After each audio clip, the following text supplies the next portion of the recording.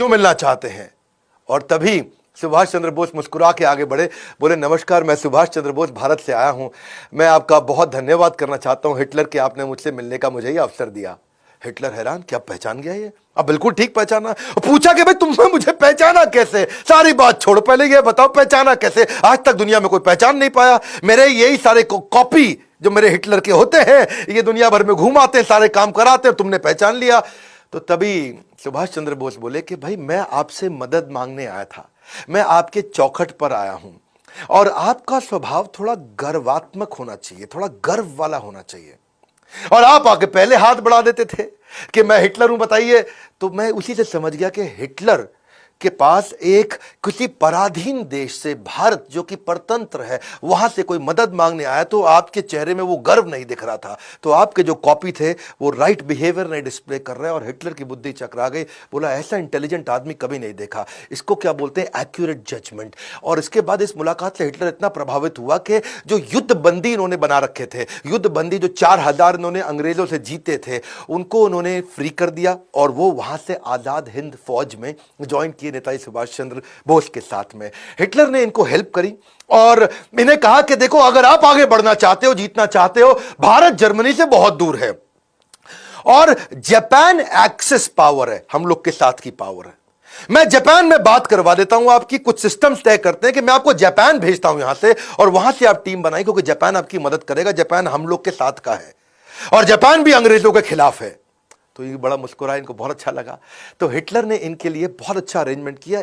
आप समझ सकते हैं, बाकी लोग भारत में ज़्यादा पढ़े लिखे नहीं थे, लेकिन ये दुनिया भर में इंटरनेशनल अलायंसेस बिल्ड कर रहे थे। अंग्रेजों को भी पता लग गया अब तक कि ये इस समय जर्मनी में है, और वहां से इन्होंने पूरी तैयारी करी। इनको हिटलर ने अपनी एक प्राइवेट बड़ी पनडुब्बी दी, जिसमें इन्होंने जो जर्मनी की नौसेना की बड़ी पनडुब्बी थी, और उसमें 90 दिन लगने थे। वो जहां पानी के ऊपर, पानी के नीचे सब तरह से ट्रैवल कर सकती थी। उससे इन्होंने इनको सुमात्रा द्वीप में भेजा, जो आजकल इंडोनेशिया का आइलैंड है, उसको जापान ने जीता हुआ था और जापानी सेना के कब्जे में था। ये वहां पहुंचे, हिटलर की मदद से पहुंचे, हिटलर के कारण पहुंचे।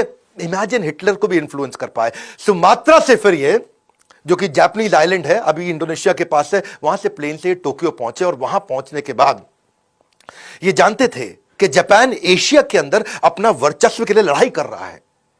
तो जापान के प्रधानमंत्री को जाके इन्होंने इन्फ्लुएंस किया। ऐसे इंटेलिजेंट लीडर्स नहीं थे जो इतने पढ़े लिखे थे, इतने इंटेलिजेंट थे। वहां जाके प्रधानमंत्री को साथ में बिठाया और उनको क्या बोला, देखिए भाई साहब, हिदेकी तोजो, एक बात समझ लीजिए कि एशिया तो एशियाई लोगों का होना चाहिए ना, एशिया में बाहर के गोरे कैसे आ गए?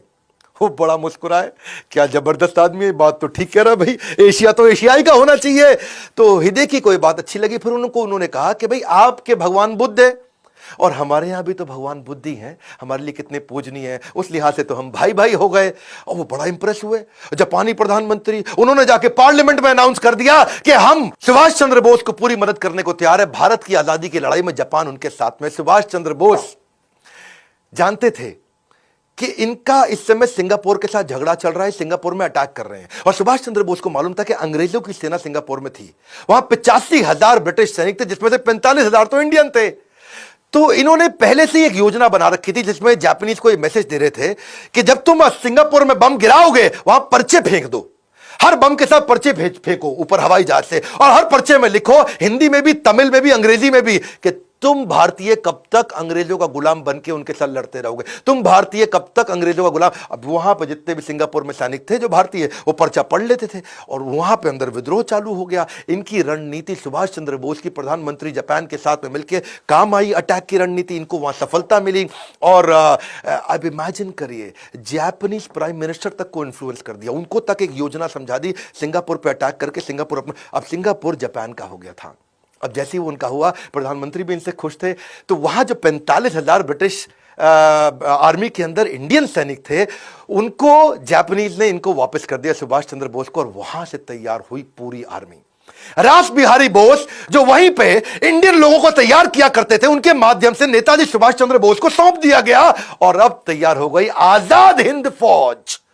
यहां से अंग्रेजों को पता लगने लगा कि ये बहुत बड़ी तैयारी कर रहा है। जापानी सेना बर्मा को जीत चुकी थी, अब बर्मा में कब्जा इनका था, जापानीज का। इन्होंने कहा कि भाई अब बर्मा के रास्ते भारत में घुसेंगे, और प्राइम मिनिस्टर ने पूरा सहयोग किया नागा पहाड़ियां यानी कि नॉर्थ ईस्ट जो नागालैंड है वहां से मैदानी इलाकों में जाएंगे, पहले पहाड़ों पे जाएंगे, वहां से मैदानी इलाकों में जाएंगे। अप्रैल 1944 में आजाद हिंद फौज जो ये सिंगापुर से अपनी टीम तैयार करके आए थे, बर्मा से टीम तैयार करके आए थे, ब्रिटिश सेना को खदेड़कर मणिपुर में जाकर के पहली बार तिरंगा डाला। पूरा देश पूरा हिल गया उस समय। एक बात आपको बता दें, मानते तो दिल से गांधी भी थे कि हमारा देश अनडिवाइडेड रह सकता था। क्या कहते हैं कि अगर आप किसी को जोड़ना चाहते हो ना अपने साथ, तो उसे केवल गले नहीं दिल से लगाना चाहिए। क्योंकि गांधी ये जानते थे कि जिन्ना कितना भी शोर मचा ले, सारे हिंदू और मुसलमान अगर किसी एक लीडर को इकट्ठे मानते थे तो वो थे सुभाष चंद्र बोस। मैं आपको एक कहानी बता देता हूं। 1943 में जब रंगून के अंदर बर्मा में ये अपनी फौज इकट्ठी कर रहे थे, तो आजादी के लिए अपनी फौज को इकट्ठा करने के लिए उन्होंने सबसे योगदान मांगे। और उस योगदान के दौरान वहां पर एक मुस्लिम व्यक्ति आया और उसने आकर के बोला कि सुभाष चंद्र बोस जी, मैं आपको अपना सब कुछ देने को तैयार हूं, मेरे पास कुछ करोड़ रुपए हैं। याद रखना उस समय कुछ करोड़ रुपए बहुत हुआ करते थे। मेरे पास कुछ करोड़ रुपए, अपना घर है, अपना परिवार है, मैं सब आपको देने वाला हूं। तो वो सुभाष चंद्र बोस उनको बोले, उस मुसलमान व्यक्ति को, कि तुम क्यों मुझको अपना सब कुछ दे दोगे, दे दोगे तो अपना घर कैसे चलाओगे? तो उसने क्या बोला, अब घर थोड़ी चलाना है, अब तो मैं भी, मेरी पत्नी भी, मेरे बच्चे भी आपकी सेना में है। गांधी ये बात जानते थे। इनफैक्ट ये तो एक बार खुद मोहम्मद अली जिन्ना ने भी बोला था कि अगर सुभाष चंद्र बोस प्रधानमंत्री बनते हैं तो मैं उनके साथ रहने को तैयार हूं, उनको अलग पाकिस्तान की आवश्यकता नहीं। मैं आपको ना ऐसे बताऊंगा कि गांधी की उन्होंने रिस्पेक्ट फिर भी जीवन भर करी। सिंगापुर में जब वो तैयारी कर रहे थे तब वहां से भी एक रेडियो के अनाउंसमेंट में उन्होंने बोला कि गांधी जी राष्ट्रपिता हैं। लेकिन इंडिया में एक्सेप्टेंस सुभाष चंद्र बोस की बहुत बड़ी थी। वो इतनी बड़ी थी कि वास्तव में अगर 1945 में वो जीवित होते ना तो चांसेस थे कि इनको राष्ट्रपिता की उपाधि मिल जाती। पहले प्रधानमंत्री तो ये पक्का बनते ही बनते। उसके कारण क्या है, क्योंकि इनसे ज्यादा बुद्धिमान व्यक्ति, इंटेलेक्चुअल जीनियस, इनसे ज्यादा विजनरी जो दूर तक सोच सके, क्योंकि बाकी सब तो ऑपरेशंस में हिंदुस्तान में लड़े रहे, ये पूरी दुनिया का अलायंसेस लेके आते रहे। इनसे ज्यादा इकोनॉमी को समझना, इंडस्ट्रियलाइजेशन को समझना, ब्यूरोक्रेसी को समझना, सोशल सिविक्स को समझना, डिप्लोमेसी, इंटरनेशनल अलायंसेस, जियो पॉलिटिकल पार्टनरशिप, इनके पास शायद बुद्ध आदित्य योग था। बुद्ध आदित्य योग ये वो योग होता है कि आप जब भी कुछ कहें तो पूरी दुनिया आपकी बात माने। ये जहां जो बोलते रहे दुनिया इनकी बात मानती थी। चांसेस थे कि अगर ये रहते तो उसके बाद पाकिस्तान बनता ही नहीं, पाकिस्तान भारत में ही होता। मैं फिर बता रहा हूं आपको, क्योंकि गांधी ये बोलते थे कि ये अनडिवाइडेड चाहते थे और जिन्ना अगर कंट्रोल में आते तो केवल इन्हीं के कंट्रोल में आते, सुभाष चंद्र बोस के। जिन्ना और तो किसी की नहीं सुनते थे। पर दुर्भाग्यवश हुआ ये कि पीछे 1945 आ चुका था, वर्ल्ड वॉर में अमेरिका ने हिरोशिमा नागासाकी बॉम्ब डाल दिया जापान में। जापानीज लोग पीछे हो गए। लेकिन क्या आजाद हिंद फौज की याद है हमें कुर्बानी?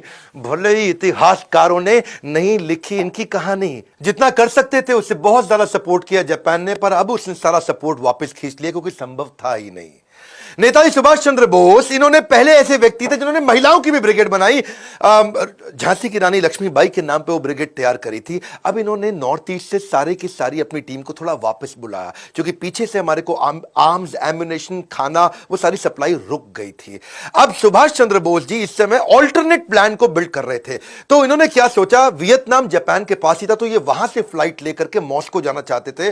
वर्ल्ड वॉर 2 लगभग खत्म हो चुका था हिरोशिमा नागासाकी के बाद। तो इन्होंने प्लान किया था यूएसएसआर के साथ मैं नए अलायंसेस बिल्ड करूंगा, कुछ नई स्ट्रैटेजी लेके, नई योजना से। जब वहां जाने लगे, अब वियतनाम से मॉस्को जाते वक्त खबर ऐसी आई कि ताइवान रास्ते में, ताइवान के एयरपोर्ट के पास उनका जहाज क्रैश हो गया और उसमें देहांत हो गया। खैर, इसमें बहुत सारी बातें थी, वो उनका देहांत हुआ कि नहीं हुआ इसकी बात बाद में करूंगा। पर भारत में अंग्रेजों ने हमारी सारी लीडरशिप को उठा लिया, पकड़ लिया। वो क्राइम वॉर के तहत हमारे यहाँ के जो आर्मी के अधिकारी थे, जो आजाद हिंद फौज के थे, उनको सबको पकड़ा उन्होंने और देशद्रोह के आरोप में उन पे मुकदमे चलाने लगे।